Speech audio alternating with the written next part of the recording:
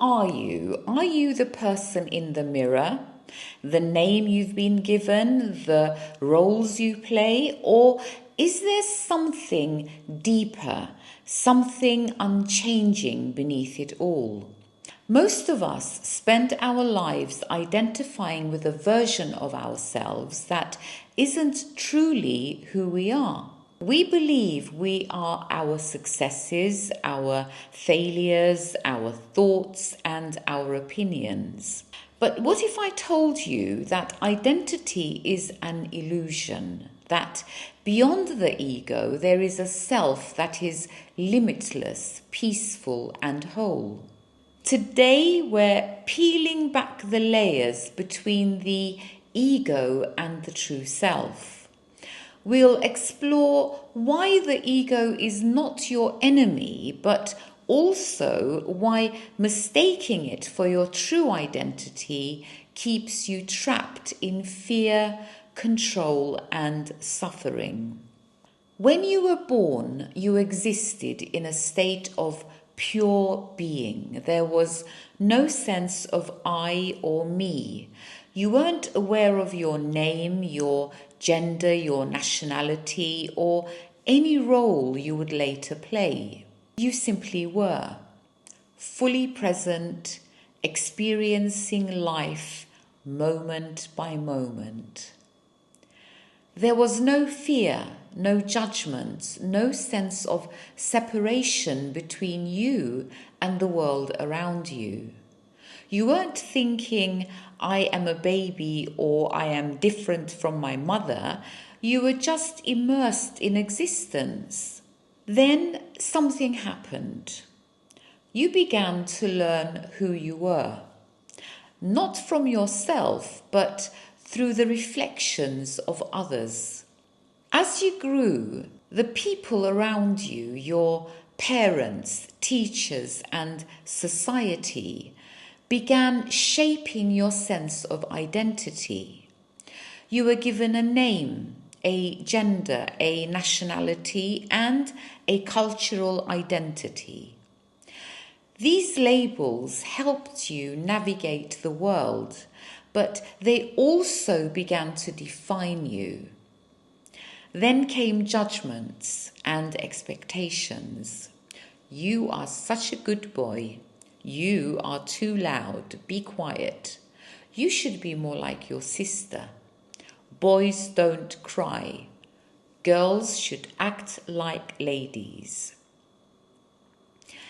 Every word, every reaction, every approval or disapproval shaped the way you saw yourself.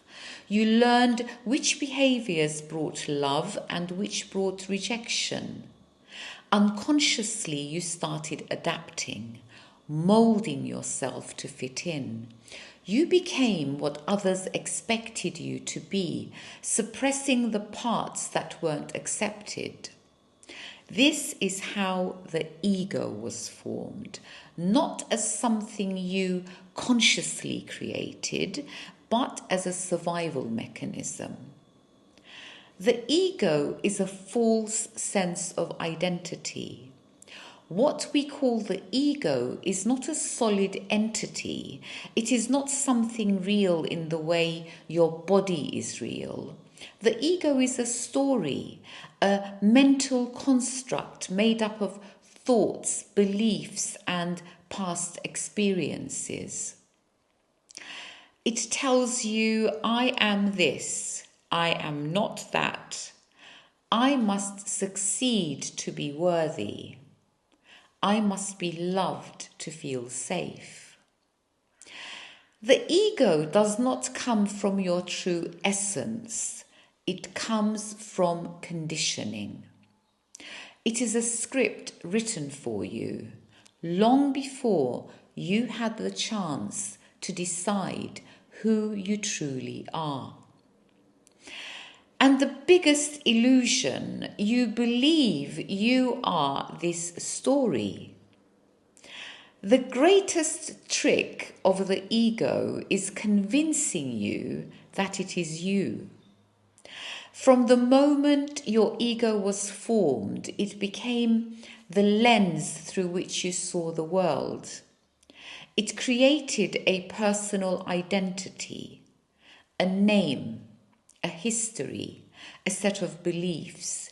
And you came to believe that this identity was your true self. But here's the truth. The ego is not who you are. It is a mask, a carefully constructed persona shaped by conditioning, experiences, and social expectations. But because you've worn it for so long, you've mistaken it for your real face. The ego also thrives on labels. I'm a teacher, an entrepreneur, a mother, a father.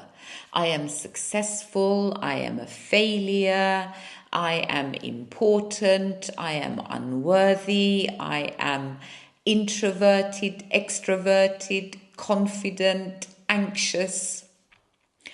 These labels become deeply ingrained, so much so that when something challenges them, you feel threatened. For example, if you define yourself as successful, failure becomes terrifying. If you identify as intelligent, being wrong feels unbearable. If you believe you are unworthy, love and success feel out of reach.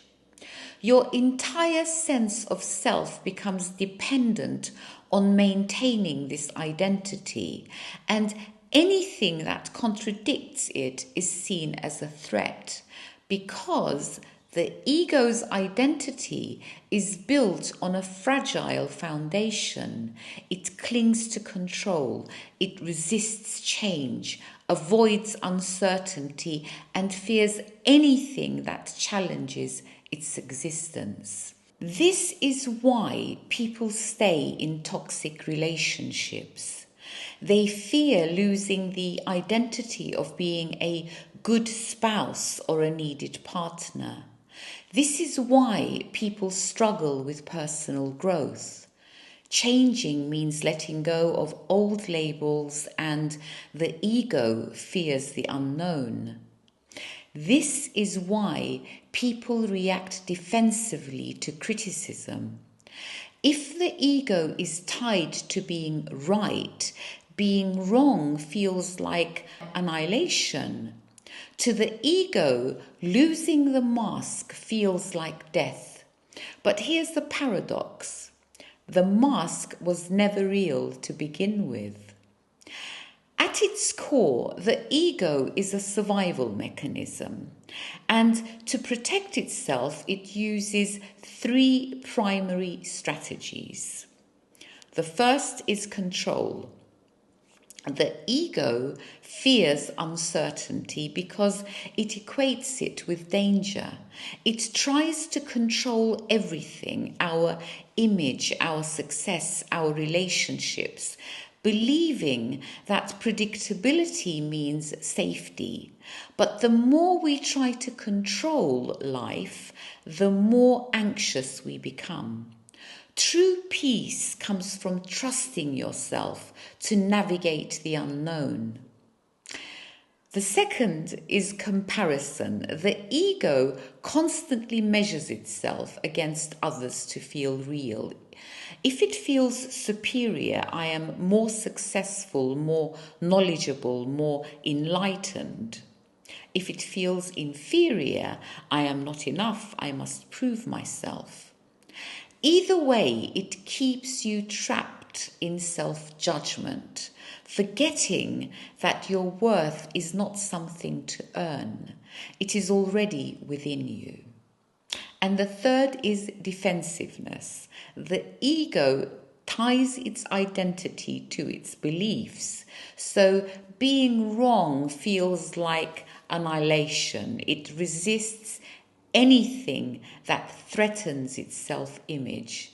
It dismisses opposing views. It clings to outdated beliefs. it becomes defensive, mistaking a simple disagreement for a personal attack. But the real strength comes from openness, not resistance. When you release the need to defend your ego, you create a space for growth and deeper truth. So beyond the ego, who are you really? If you are not your name, your thoughts, or your beliefs, then who are you? Strip everything away, your job, your achievements, your failures, even your personal history. What remains? Something deeper, something constant, something that existed before the ego was even formed. Your true self is not your thoughts, emotions, or the labels you've been given. It is the awareness that witnesses all of these things. It is the silent observer, the presence that remains unchanged no matter what happens in your life. The ego is temporary. It changes as life circumstances change. The true self is eternal. It does not change with circumstances because it is beyond them. Think of it this way. The ego is like the weather, constantly shifting, full of storms and sunshine. The true self is like the sky, vast, open, unchanging, no matter what passes through it. So, how do you reconnect with your true self? Pause and observe your thoughts. Who is noticing them? That's your true self. Be present. Awareness exists only in the now. Let go of labels. The moment you stop defining yourself, you begin to experience what you truly are. Meditate. When the mind becomes still, the awareness underneath it shines through. You are not your fears, your past, or your limitations. You are something far greater. You are the vast, open awareness that has been watching it all unfold.